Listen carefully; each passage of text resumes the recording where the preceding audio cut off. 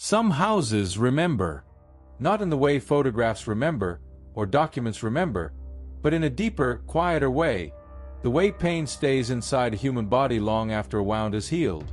This is a true story, recorded through accounts, audio evidence, and historical documents connected to a townhouse on Blackthorne Row, England, a narrow street that has existed since the early 1800s.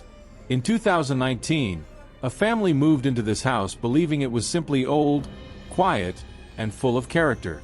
They did not know the walls were listening, and they did not know the walls would answer. What you're about to hear is not a legend passed down through rumor. It is a reconstruction of events supported by recordings, sensor data, and archived fire reports dating back to 1896. This is the story of the house that listened. The townhouse stood at the end of Blackthorne Row, pressed tightly between two newer brick buildings, like an old memory trapped between modern thoughts.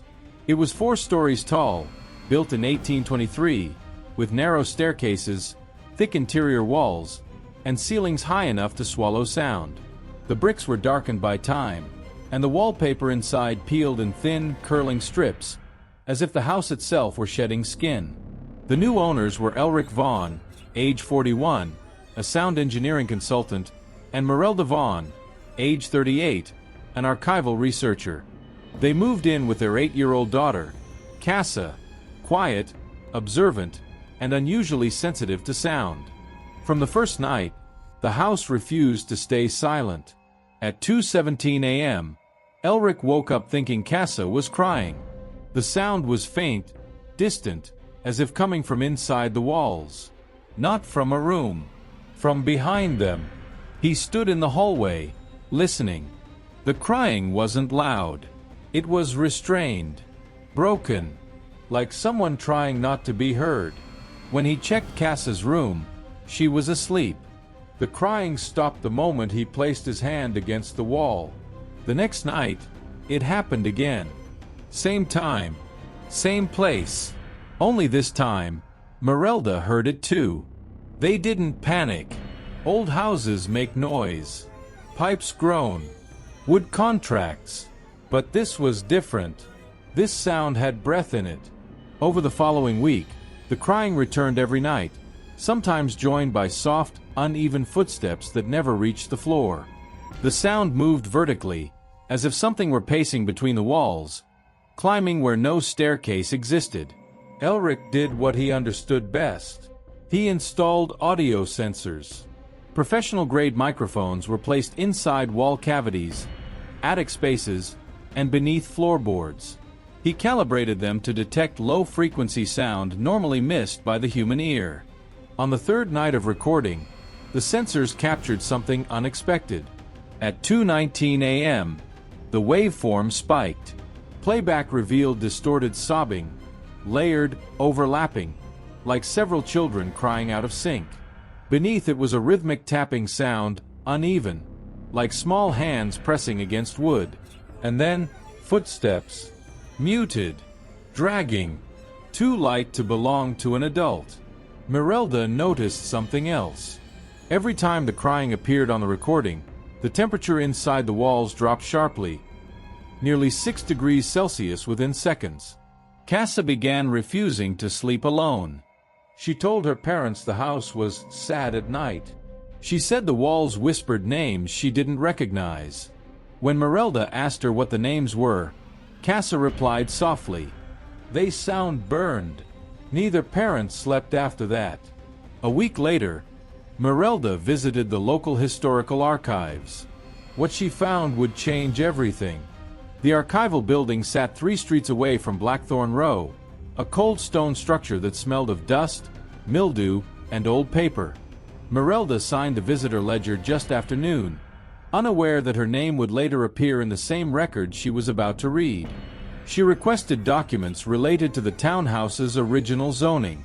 What she received instead was a thin, yellowed folder marked with a faded ink stamp, Municipal Incident, 1896. Inside were fire reports. The townhouse had not always been a private residence. Between 1879 and 1896, it operated unofficially as a children's holding home. a place where orphaned or abandoned children were housed temporarily before relocation. It was never registered as an orphanage, which meant inspections were rare and oversight almost non-existent. On the night of November 14, 1896, a fire broke out. According to the report, it began within the inner walls, an unusual detail Merelda read twice. The caretaker on duty, a man named Orwin Pell, claimed he smelled smoke too late. By the time neighbors noticed flames, the interior stairwell had already collapsed. The official death count was listed as 7, but handwritten notes in the margins suggested otherwise. Several children were unaccounted for.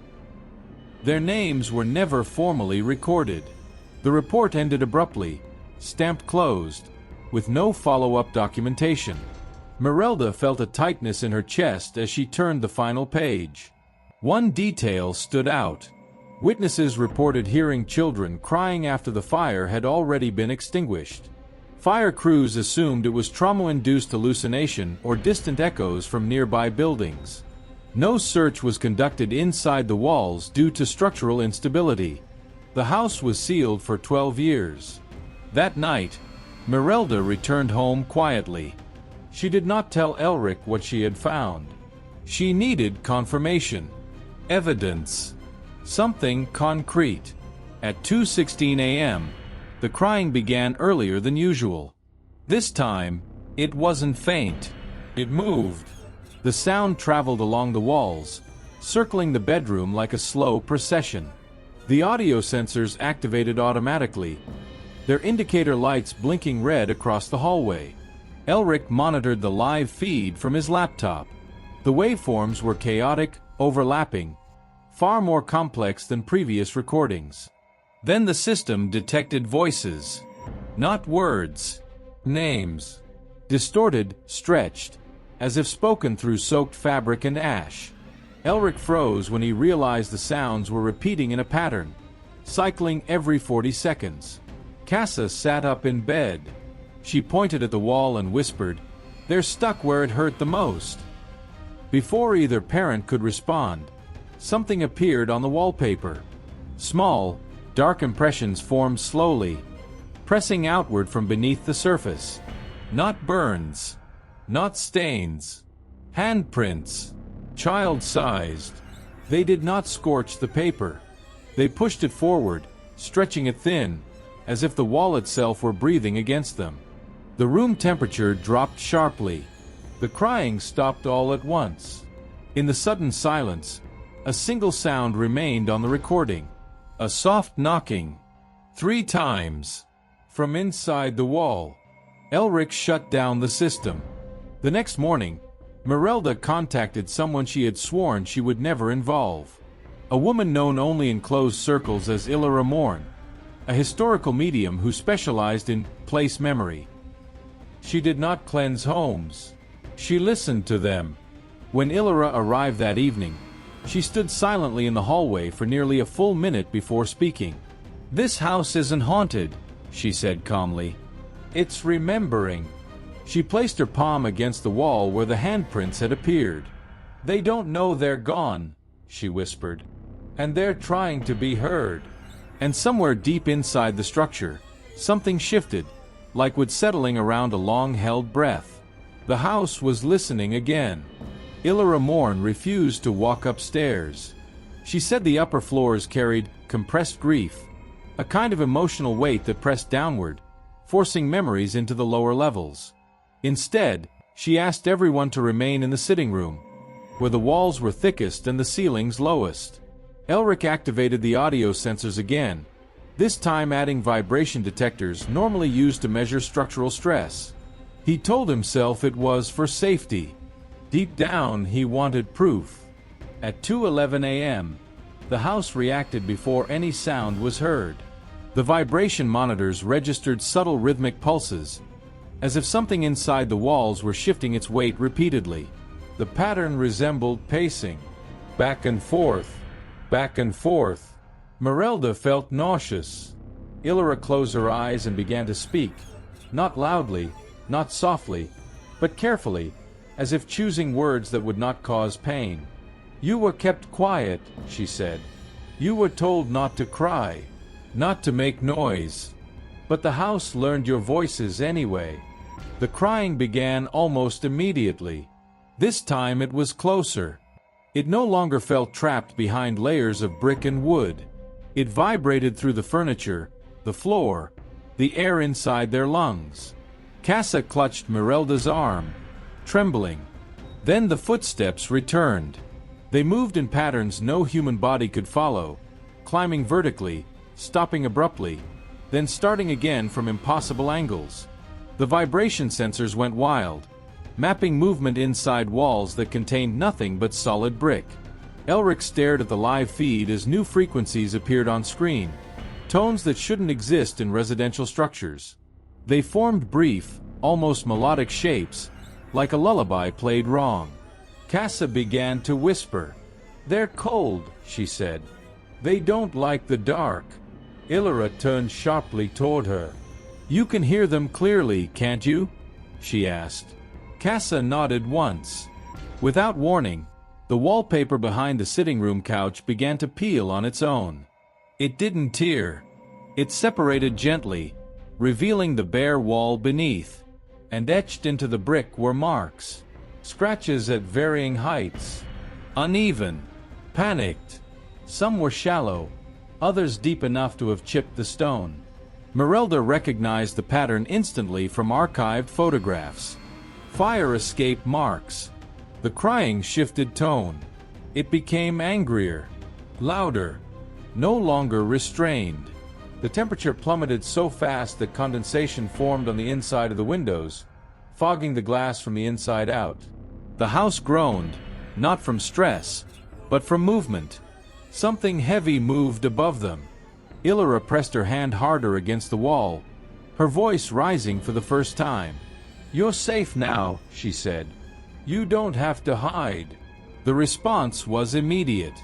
A violent tremor rippled through the structure, knocking a framed photo from the wall.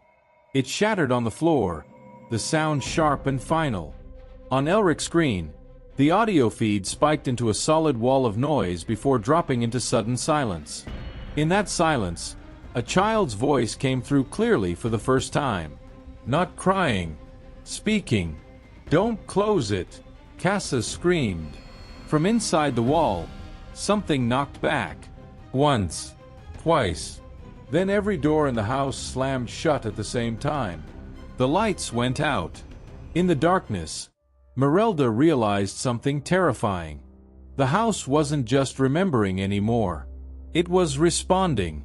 The Vaughn family spent the next 2 nights in near silence, too afraid to move, too afraid to speak. The walls were quiet, but not empty. The sensors still recorded subtle vibrations, like the house was holding its breath. Casa refused to leave her room, whispering that the children were watching from behind the wallpaper. On the 3rd night, Illyra insisted they perform a listening session. She instructed them to sit quietly in the sitting room while she touched the walls and let the house speak. Elric gripped his laptop as if it were a shield. Merelda held Casa close, and Illyra placed her hands flat against the peeling wallpaper, eyes closed, murmuring words no one could hear. Then the house began to hum. It was low, almost imperceptible at first, but it rose steadily, a vibration that rattled the floorboards and echoed through their bones. The audio sensors registered tones so unusual that Elric checked the equipment twice. The waveform displayed hundreds of overlapping frequencies. It was intelligence, not random, not mechanical, purposeful. A single, thin voice cut through the hum. Find us. It was barely audible, but clear, female, childlike. Casa gasped. They want me to follow, she said, trembling. Illyra nodded slightly and whispered, The house is guiding you. It is showing where they were lost. Merelda, terrified, asked how that was possible. Illyra's reply was chilling.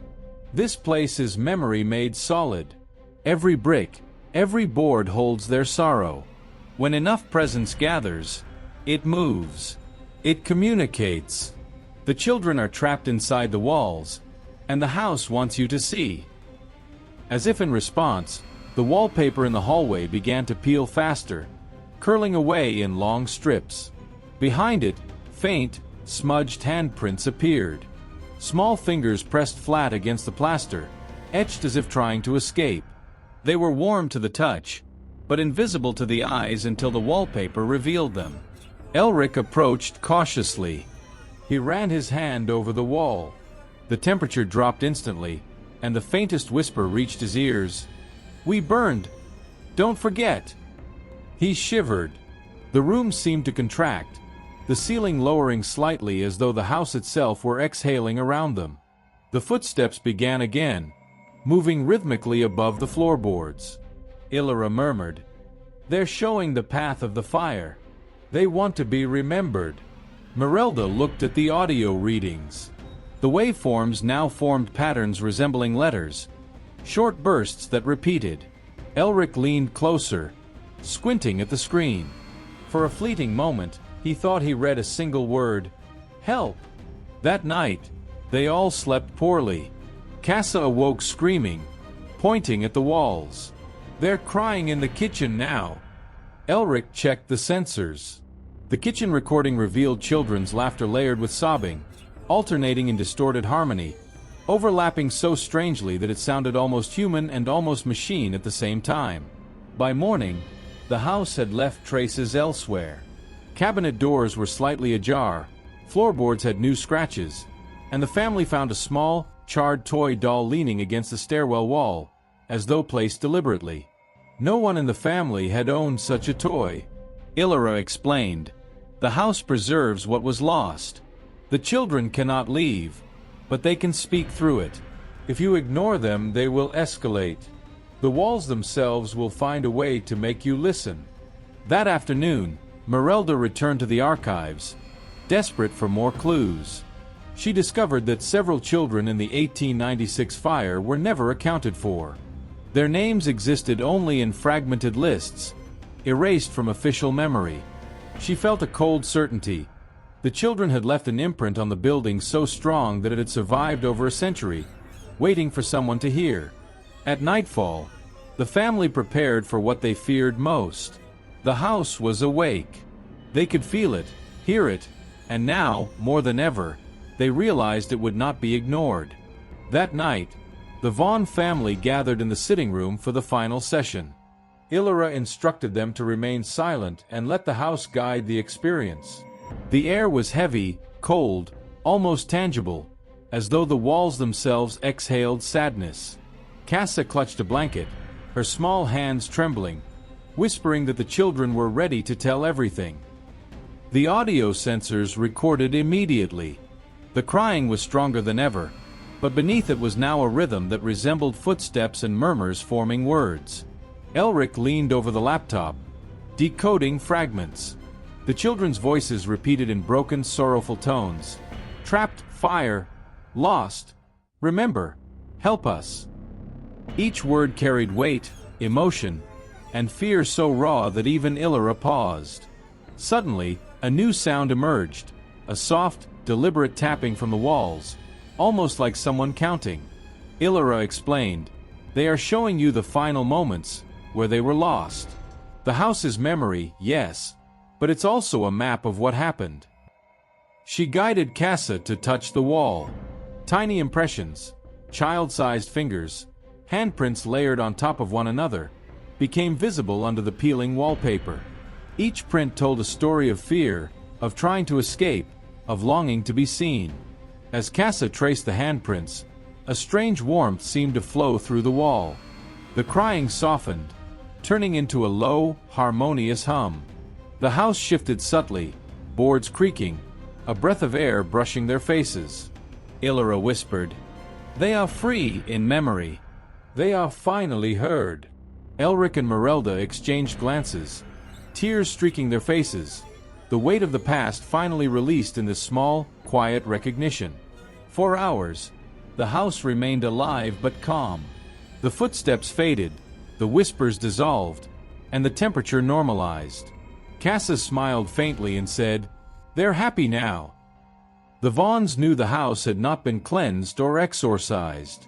It had simply shared its memory, allowed the children's echoes to speak, and reminded them that some places never forget. Days later, the Vaughn family decided to document everything, preserving the audio, photographs, and sensor data. They never removed the peeling wallpaper, nor repaired the faint handprints. The house remained inhabited, alive with history, and the family learned to live alongside it, listening quietly, respecting the echoes of the lost.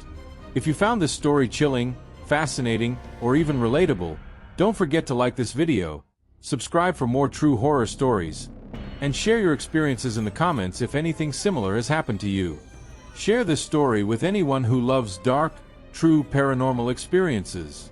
Every wall, every old building, may be hiding its own forgotten voices, waiting for someone to listen. Thank you for joining us tonight in the house that listened. Walls that mourn. Remember, some houses remember more than we ever could, and some walls mourn what time cannot erase.